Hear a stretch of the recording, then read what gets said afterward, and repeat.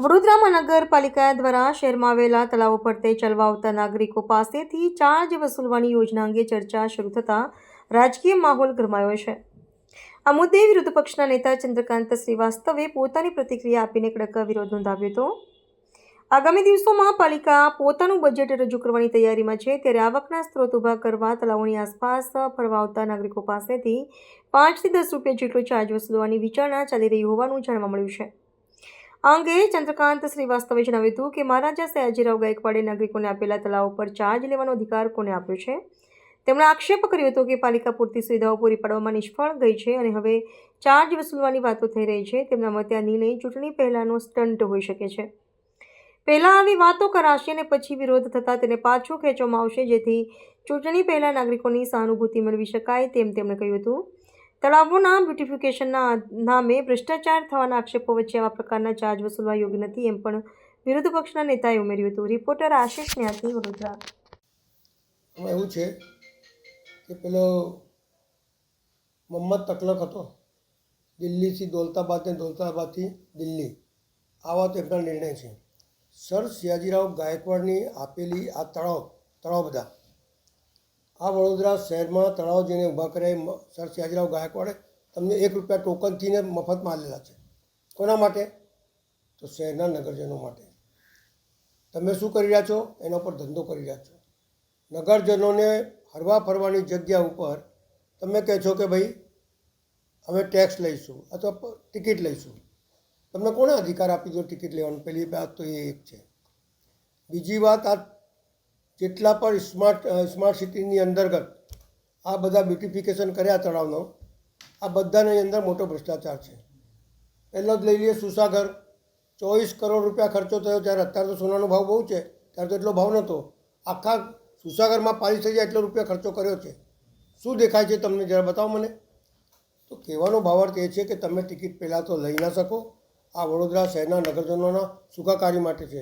ઉલટા ગામોના તળાવ લઈ લીધા તમે, ગામડાઓના, જ્યાં બચારાઓ બેસીને બધું કપડાં ધોતા હતા, આ કરતા હતા, બધું બંધ થઈ ગયું.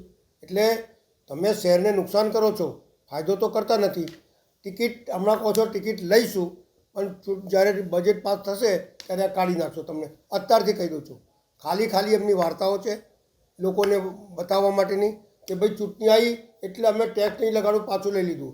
એવી જ રીતે તમારે સયાજી ગાર્ડન એના પણ એમણે મૂકેલું, એના પર ટિકિટ લઈશું જવા માટે, એ બી કાઢી નાખી. ચૂંટણી આવે ને એટલે બધા ટેક્સ કાઢી નાખે, જે હોય એ જ રહેવા દે. કર અને દરનું બજેટ પણ એમાં પણ દર તો વધે જ છે. જે તમારે ટેક્સ હોય ને એની અંદર બીજી રીતે ટેક્સ લે છે. કઈ રીતે? તો અમુક આઇટમો હોય, જેનો કે આ પેન છે, તો પેન ઉપર 2 રૂપિયા હોય તો 3 રૂપિયા કરી દે. અમુક વસ્તુ હોય એના ઉપર પૈસા વધારી દે અને સામે તમને એવું દેખાય કે કરદરનું બજેટ છે. એટલે લૂંટ કંપની ભેગી થઈ છે. આ વડોદરા શહેરને હેરાન કરવાવાળી લોકો ભેગા થયા છે અને આ વડોદરા શહેરને નુકસાન કરતા જ છે. તમે જુઓ, એક વરસાદ પડે તો પૂર આવી જાય, એક વરસાદ પડે તો ભૂવા પર ભૂવા પડી જાય. શું સિટીને બનાવી દીધી છે આ લોકોએ?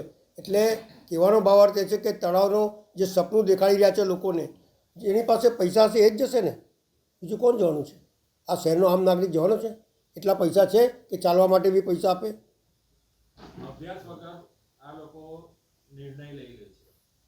તમે માનો છો આ પાલિકાના ખિસ્સા ભરવા માટેનું ષડયંત્ર કરી રહ્યું છે? તો કહે છે કહેતા દીવાના તો સુનતા નહીં દીવાના. કોઈએ કીધું કે આના પર ટેક્સ લગાવીશું તો પૈસા મળી જશે, કોઈએ કીધું આ કરીશું. આ જે સમસાન શું કાંદો કાઢ્યો એમાં? 7,500 રૂપિયા, 3,000 રૂપિયામાં અંતિમ ક્રિયા થાય અને એના 7,500 રૂપિયા લે છે. તો આપણે શું સમજવાનું? આ તો ગઠિયા ભેગા થયેલા છે અને આ વડોદરા શહેરને નુકસાન કરી રહ્યા હતા. વડોદરા શહેરના નગરજનોને અત્યારે ખબર નહીં પડે, અંતિમ ક્રિયાની અત્યારે ખબર નહીં પડે, પણ જ્યારે તમે બીજી રીતે ટેક્સ નાખશે ને ત્યારે ખબર પડશે. એટલે વડોદરા શહેરના નગરજનો તો નુકસાન જ છે. હવે બજેટ પણ આવ્યું છે, ચૂંટણી પણ છે. તમે કેવી રીતે જોશો વિપક્ષની તરીકે? વિપક્ષનું કામ છે કે જ્યારે પણ ચર્ચા થાય, જ્યારે પણ બજેટ આવે ત્યારે બજેટ ઉપર આપની પ્રતિક્રિયા, એટલે આ કરવાથી તમને આ નુકસાન જશે, આ કરવાથી વડોદરા શહેરને ફાયદો થશે. જ્યાં જ્યાં એવું લાગે કે વડોદરા શહેરને નુકસાન થાય છે તેનો નિર્દેશ કરવો, તેના માટે સચેત કરવું કે આવું કરશે તો આવું થશે. અને અમે દરેક અંદર હવે તમે જુઓ કે બજેટની અંદર એવું લાવશે કે જેની પાસે નળ કનેક્શન નથી, ડ્રેનેજ કનેક્શન નથી, એના બી પૈસા લેવાના તો લે છે. અને અમે તો વિરોધ કર્યો છે.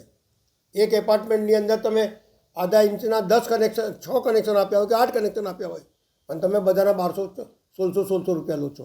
એટલે જે માણસ યુઝ ના કરે એના બી પૈસા આપવાના. એટલે આ વડોદરા શહેરના નગરજનો બહુ સીધા છે, જે કોર્ટમાં નથી જતા. બાકી આવી રીતે ટેક્સો ના લેવાય. ગત વર્ષે પાલિકા દ્વારા નાગરિકોના સૂચન લેવામાં આવ્યા હતા. વિપક્ષને પૂછવા નહીં આવતું. તમારા સૂચનો કેવા હશે? અમારે તો સૂચન વડોદરા શહેરના નગરજનો માટે જ હોય. અને નાગરિકોના સૂચનો લીધા તો કોઈના એકનું પણ ઇમ્પ્લિમેન્ટ કર્યું છે? ખાલી લેવા ખાતર લેવાનું, વાય લૂંટવાની, એક રોડનો 3 વખત ઉદ્ઘાટન કરવાનું પણ રોડ નહીં બનાવવાનું, આ ધંધો છે એમનો.